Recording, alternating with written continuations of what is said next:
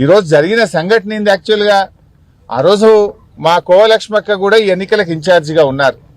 కోవలక్ష్మక్క గారు, బాల్కా సుమన్ గారు కౌన్సిలర్లతో పాటు మేము గేటు దాకా వెళ్లి కౌన్సిలర్ లోపల పంపిస్తామంటే మీరు వెళ్ళడానికి వీల్లేదు, ఎమ్మెల్యే అయినా మీరు వెళ్ళడానికి వీల్లేదు అని కోవలక్ష్మి గారిని, సుమన్ గారిని రెండు దూరంలోనే ఆపేశారు.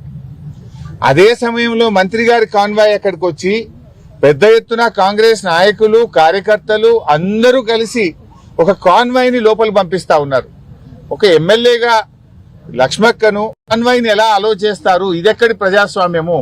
చట్టం అందరికీ సమానంగా ఉండాలి కదా అని ప్రశ్నిస్తే దాడి చేసింది కాంగ్రెస్ నాయకులు. ముందు రాళ్ల దాడి చేసింది కాంగ్రెస్ కార్యకర్తలు, కాంగ్రెస్ నాయకులు. మూల రాజిరెడ్డి మా నాయకుడి కారును ధ్వంసం చేసినారు. ముందు అద్దాలు, వెనక అద్దాలు, కారు బ్యానెట్ ను మొత్తం పగలగొట్టేసినారు. దాడి చేసింది వాళ్ళు. అక్రమంగా అది కూడా ఎంత దుర్మార్గం అంటే పక్కనే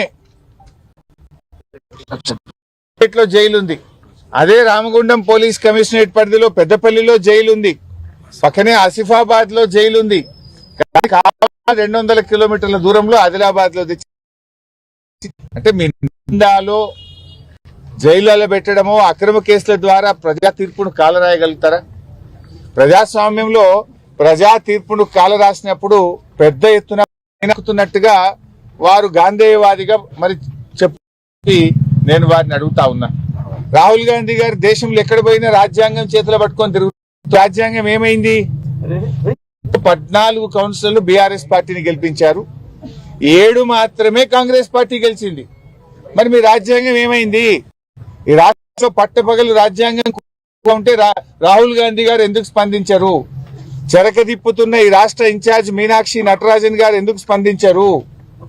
ఓటరు తీర్పును కాదని పోలీసుని నమ్ముకొని ఇలా రాజకీయం నడుపుతా ఉన్నారు. మంత్రి వివేక్ గారు, మీ ప్రజలు మీ ఓటర్లు తీర్పిచ్చారు, దాన్ని మీరు శిరసా వహించాలి. ప్రజా తీర్పును కాలరాసే విధంగా పోలీసు లాఠీని అడ్డం పెట్టుకొని ఈ రాజకీయం చేయడం ఏంది? నిర్వహిస్తూ ఉంటారు. పోలీస్ కవాత్ అనేటువంటిది ప్రజలకు రక్షణ కల్పించడానికి, ప్రజల్లో విశ్వాసాన్ని పెంపొందించడానికి పోలీస్ కవాత్ నిర్వహిస్తుంటారు. మొన్న జనగాంలో గాని, ఇబ్రాహీంపట్నంలో గాని, ఆమన్గల్లో గాని, తొర్రూరులో గాని, కేతన్పల్లిలో గాని పోలీస్ కవాతు బీఆర్ఎస్ పార్టీ కౌన్సిల్ బెదిరించడానికి, బీఆర్ఎస్ పార్టీ నాయకులను భయభ్రాంతులకు గురి చేయడానికి మీరు ఈరోజు పోలీస్ కవాతు నిర్వహిస్తా ఉన్నారు. ఇవాళ అన్ని చోట్ల అదే జరిగింది కదా.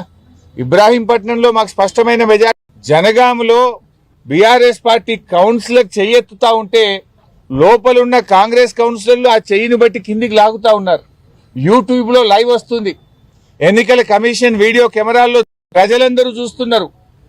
గెలిచిన బీఆర్ఎస్ కౌన్సిలర్ చెయ్యెత్తుతుంటే లోపలున్న కాంగ్రెస్ కౌన్సిలర్లు మహిళా కౌన్సిలర్ చెయ్యి పట్టుకొని కిందికి లాగుతా ఉంటే ఇంక ఇదేం ప్రజాస్వామ్యము, ఇదేం ఎన్నిక చేసుకుంటే మళ్ళీ అన్యాయంగా తొర్రూరులో ఓటు నమోదు చేయడం ఏంటి?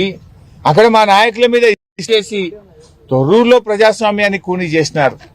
జనగాం అయినా, తొర్రూరు అయినా, కేతన్పల్లి అయినా, ఆమన్గల్ అయినా, ఇవాళ అన్ని చోట్ల కూడా ఇబ్రాహీంపట్నం అయినా ప్రజాస్వామ్యాన్ని కూనీ చేస్తూ దొడ్డిదారిన పదవులు దక్కించుకుంటా ఉన్నారు.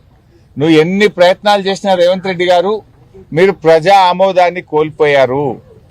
గతంలో మున్సిపల్ ఎన్నికలు జరిగితే కాంగ్రెస్ పార్టీ 4 గెలిచింది, 4 మున్సిపాలిటీలు గెలిచింది ఆనాడు బీఆర్ఎస్ అధికారంలో ఉన్ననాడు. మేము దానికంటే ఈరోజు 30% ఓట్ బ్యాంక్ తెచ్చుకున్నాం. దాదాపు 800 కౌన్సిలర్లు ఈరోజు బీఆర్ఎస్ పార్టీ గెలిచింది. దాంతో నీకు నిద్ర పట్టలేదు. అక్రమంగా పోలీసులను అడ్డం పెట్టుకొని దొడ్డిదారిన కానీ దేనికైనా కొంత హద్దులు ఉంటాయి. కానీ ఇక్కడ కేతన్పల్లిలో హద్దులు మీరి మహిళా కౌన్సిలర్ల మీద దుర్మార్గంగా వ్యవహరించారు. బాధ కలిగే అంశం ఏంటంటే ఆ మహిళా కౌన్సిలర్ల తరఫున ఆర్కే పురం పోలీస్ స్టేషన్ లో కంప్లైంట్ ఇవ్వడానికి వెళ్తే పోలీసులు కంప్లైంట్ తీసుకోరు.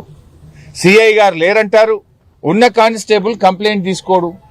మహిళా కౌన్సిలర్ల మీద మంత్రి గారి సమక్షంలో వారి గౌరవానికి భంగం వాటిల్లితే మహిళా కౌన్సిలర్ల తరఫున కంప్లైంట్ ఇస్తే తీసుకోరా? మా రాజిరెడ్డి గారి కారు ధ్వంసమైంది, కంప్లైంట్ చేయడానికి మహిళా కౌన్సిలర్లు ఇచ్చిన కంప్లైంట్ తీసుకోరు.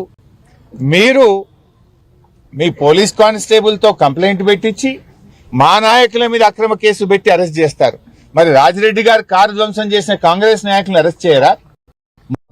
పట్ల హాల్లో ఉన్న వ్యవహరించి తాగి మీటింగ్ వచ్చిన కాంగ్రెస్ కౌన్సిలర్ చేయరా?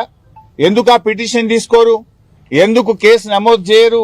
అంటే ప్రజాస్వామ్యం ఏం చెప్పిండ్రు? ప్రజలకు ప్రశ్నించే హక్కు కాంగ్రెస్ పార్టీ 7వ గ్యారంటీగా ఇస్తుంది అన్నారు. కానీ రాష్ట్రంలో ప్రజాస్వామ్యం పూర్తిగా ఖూనీ అయిపోయింది.